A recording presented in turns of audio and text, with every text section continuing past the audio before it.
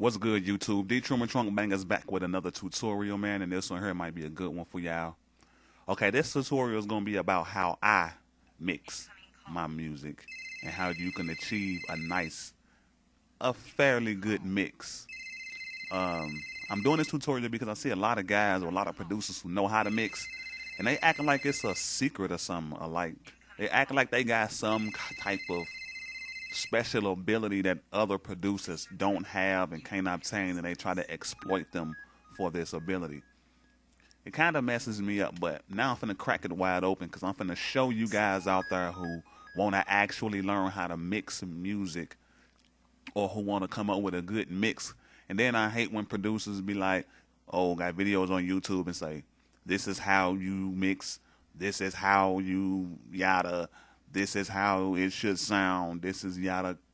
Kill all that. A lot of people don't know each engineer take their own road to get to where they want to be. Everybody don't do things the exact same way. So there's no such thing as this is how. No, that's how you do it. Or this is how you should do it. No, that's how you do it. Now, if you want to share that with other people and tell them this is how I do it, I respect that more than a guy just saying, oh, this is how you do it. No, that's how you do it. If a guy want his music to sound like he was in a basement and there's a lot of crickets around and a lot of background noise in his recording or in his music, maybe that's how he wanted to sound. Who says that that's wrong? It's music. There's no such thing as right or wrong. It's music. You hear sounds in the real world that's too loud, that's distorted, that are meant to be distorted. Who's to say that that's wrong? And who's to say that that's right? You know what I'm saying? But when it comes to a certain type of rule, as far as how one mixes their music, then they can determine what's right and what's wrong with how they want to achieve a mix or the overall outcome of a mix. So I'm going to get into this tutorial, man, and show y'all exactly how I achieve my mix. And I'm going to help a lot of y'all out there, man. Take a listen for a minute, man. This is just something I was working on. I'm not completely done with it. It's not a whole, piece of material, but just check it out.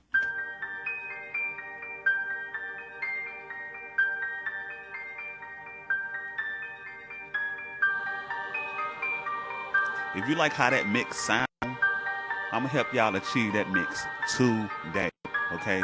So no longer have to worry about asking another guy how to mix and he acting like he don't want to tell you, or a female acting like they don't want to tell you, or a producer acting like they don't want to tell you how to achieve a mix. Don't worry about that. That's why I'm here. You know what I'm saying? Time to crack this game wide open for you guys and get y'all into a position to where you start selling music, be satisfied with your mix, and have the things and the tools you need to achieve a certain level of quality, okay? Okay, so what I'm going to do is now, before I go into all this tutorial, before I get into a lot of detail, I'm going to just go back and just put it from song on pattern. I'm going to go to different patterns, and I'm going to play them all each. As a matter of fact, I'm going to take the effects off of everything, and I'm going to show you exactly how I achieve my mix, okay? In this tutorial, I'm not going to talk about the characteristics of music and the art, the humanization of sounds and things like that. I'm going to talk about the mix. So this is a piano I started with. And before this, how it sounds. So what I basically did was, when I load my sounds into the mixer, each of my sounds I load into the mixer. I always do that. Each sound goes into a different empty slot in the mixer. So that way I can apply whatever effects I want. So once I put it into the mixer, I grab like an EQ. It can be any kind of EQ, whatever EQ you're comfortable with, whatever. They all do basically the same thing. A parametric EQ, they all do basically the same thing. They deal with frequencies, okay? So what I'm going to do is I'm going to put this back on 0. And this is what I do to achieve a mix. I hear the lows in the sound. And I know a lot of all sounds, or most sounds have bass, but only to a certain extent. You feel what I'm saying? So what you want to do is eliminate, or what I do is eliminate those frequencies that don't apply for the most part. So since this is kind of like a piano sound, and as you can see on the screen in the parametric EQ, all the spots that's lighting up very light or very vivid is where the EQ, or is where the sound on the EQ is really sits. You know, all the light parts that's lighting up is where where the sound touches in the in the particular spectrum of, you know, high and low. Those are all the spots that it touches, that the sound is capable of touching. So when you just regularly hear this piano and you see those very faint glows that's in like a pinkish purplish color, that means that it has some type of bass. From the 1 to the 2 is mainly the bass area of the EQ. So it has some bass in this piano. I guess I said that right, but it has some bass in this piano. So but what I do to achieve a nice clear mix is I take out some of the bass and just listen.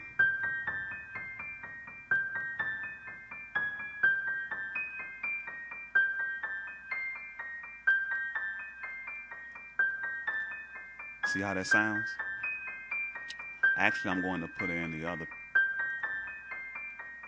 I'm going to go back to here. I'm going to put this other piano in. Now listen. You hear it? Take out some of the bass. That help cleans up the mix. That help clears it, so it won't sound so muddy and so dull, you know, so low, so filled with low. You know, it kind of clears it up a bit. And how much you want to take out is up to you. I do it to a certain extent.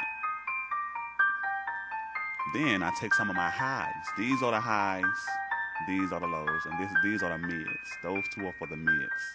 As you can see, the ranges it gets, the range of hertz it gets. So if you want to take the mix a bit further, you can raise some of the high.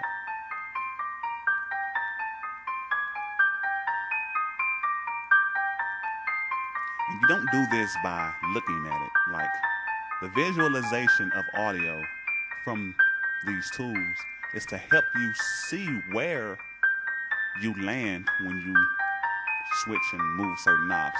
But you don't mix with your eyes. You mix with your ears. You mix by what you hear.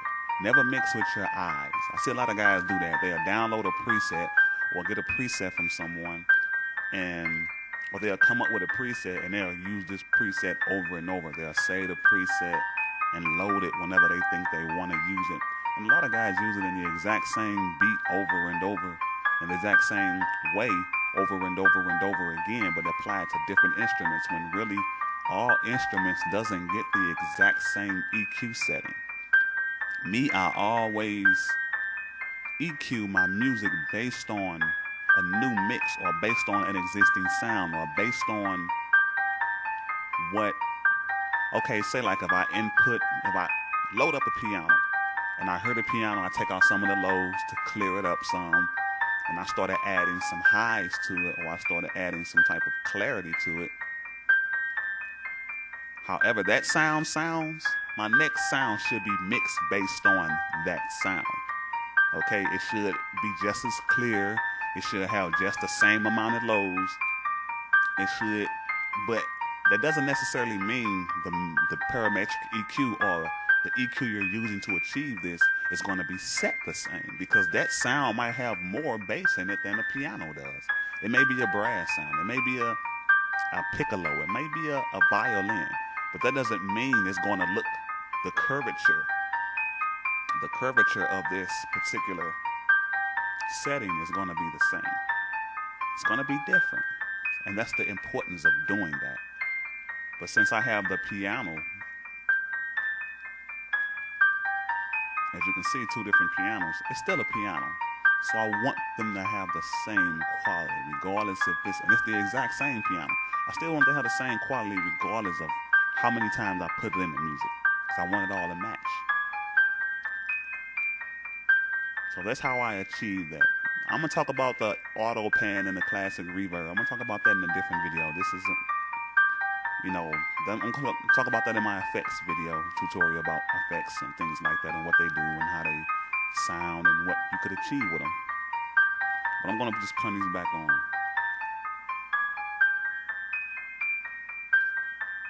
Okay, so my next instrument is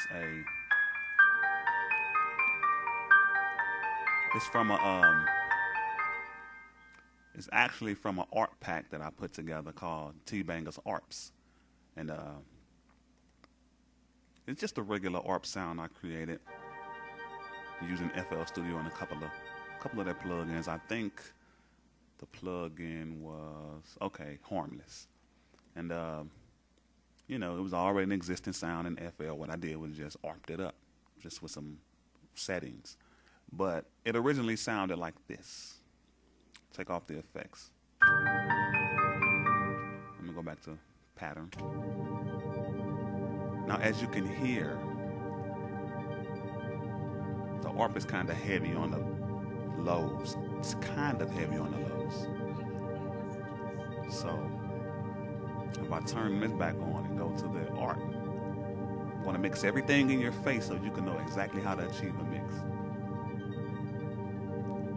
Turn that back on. And as you can see, the ARP is kind of glowing, or the preset for this ARP, or the parametric EQ, is telling me when I see it, not only I see it, I can hear it, that the bass end is kind of present. It's very present, which means that I can hear it.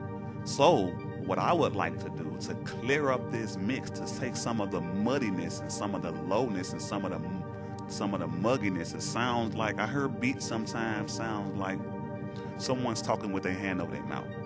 You can hear it, but it doesn't sound clear. So what I would do in this case is take off some of the low.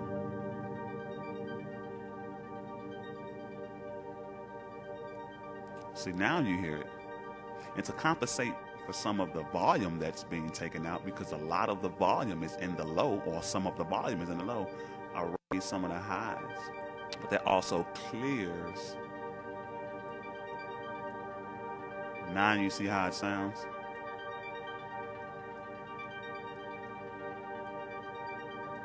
I play with it until I achieve a certain sound. I don't want all the bass out of it, because every sound, or almost every sound, naturally has bass in it. You may not be able to tell a difference.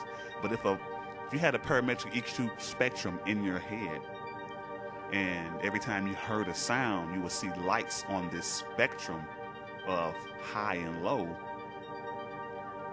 you will clearly see the low end still lights up, because every sound naturally has bass. And as you can still tell, as I took all of the bass out of this, or some of the bass out of this particular sound, it's still glowing in the low end. It's because it naturally has bass in it. So I don't want all of the bass out, and it wouldn't sound right. It sound like this.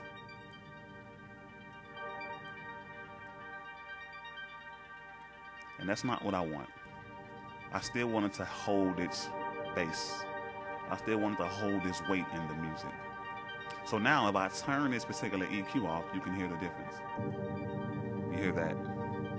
So now when I cut it on with the settings that I've just applied, it gets clearer, because some of the low is out.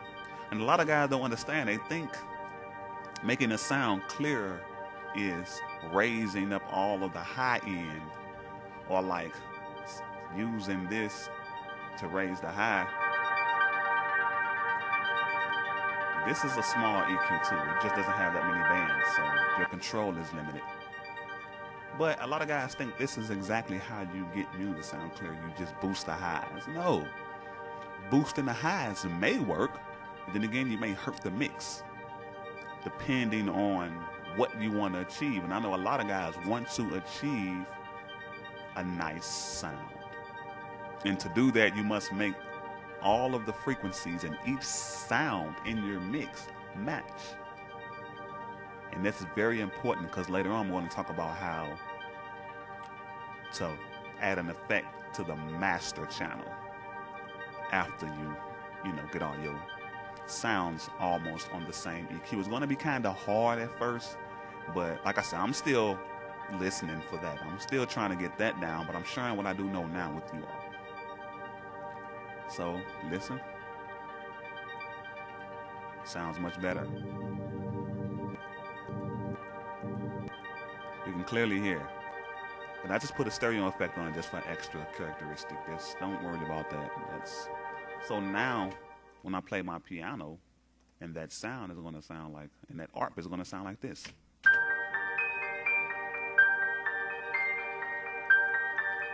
Instead of like this.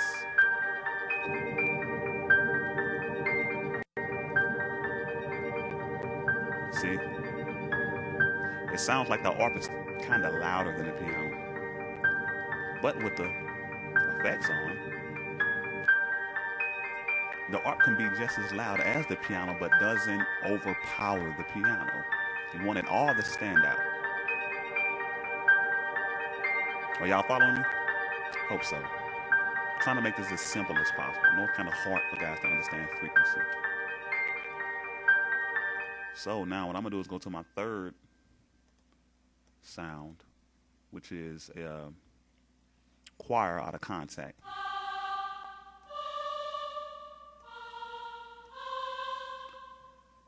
And to get that, and to get that to mix in the mix, what I do is basically make whatever melody I want with the sound, and I listen to my existing sound.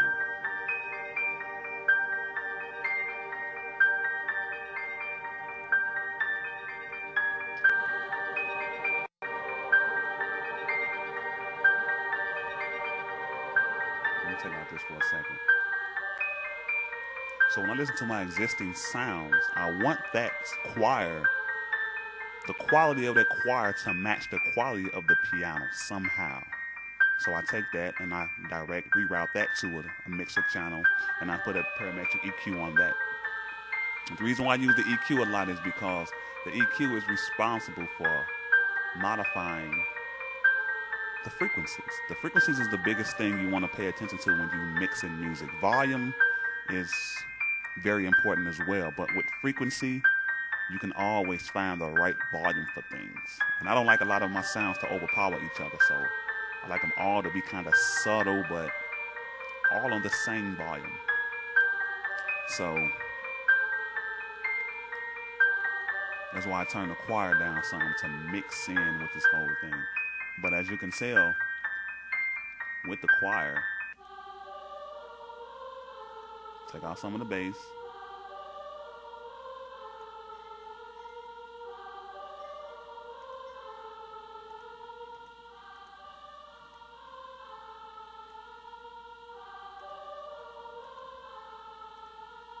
Don't worry about the volume. I just turned it down to match the mix. I can turn it up.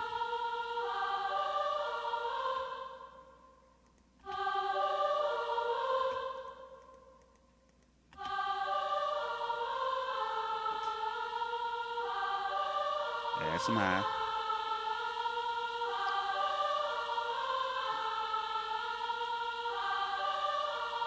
See how that sounds? Sounds much different than this. Now you can hear the bassiness in it, and you can hear just the mugginess in the mix. So if I played that with the rest of this, the way it is, it'll sound like that. But if I apply the setting, see how much clearer it got? See how well it fit into the mix? I mean, sometimes you gotta tweak it. This isn't perfect, but I'm just showing you guys how to achieve a nice mix. Put this on. This is how you achieve a nice mix you can be satisfied with. And to me, that choir is too loud, so I'll turn it down.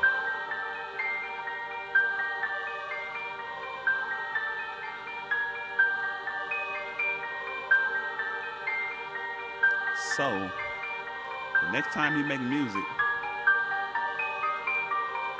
or the next time you sit down to create a piece of work, the one thing you do want to pay attention to is the parametric EQ.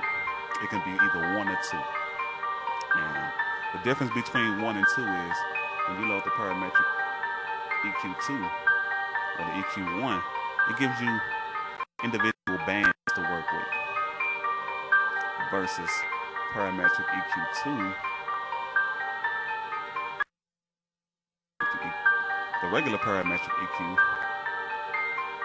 it gives you these bands to work with. It gives you 7 bands to work with.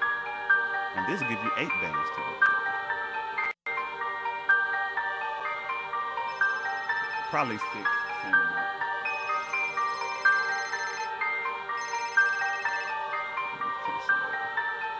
But like I say, man, this has been D.Truman with another tutorial about how to mix. And I want this tutorial to be a tutorial that can really help people out. So if you're trying to find out how to get a good mix, this is a nice way, or this is a way you can experiment with to achieve whatever mix it is you're trying to get. You know, play with the EQ, send every, open up the channel settings, click on this arrow down, and always assign your sound to a free mixer track. That's the first thing you do. And then you load a parametric EQ on it. EQ1 or EQ2. You know. And when you do that, always remember, that's the first thing you want to do when you load a sound. Put it to a mixer track and load the EQ and modify its frequencies. So that way, you can start to come up with a mix that you're satisfied with. D.Truman, TrunkBangaz, much love to everybody. I hope this tutorial will help out a lot of you producers out there. And keep trunk banging, man, and keep your head up, man. Holla.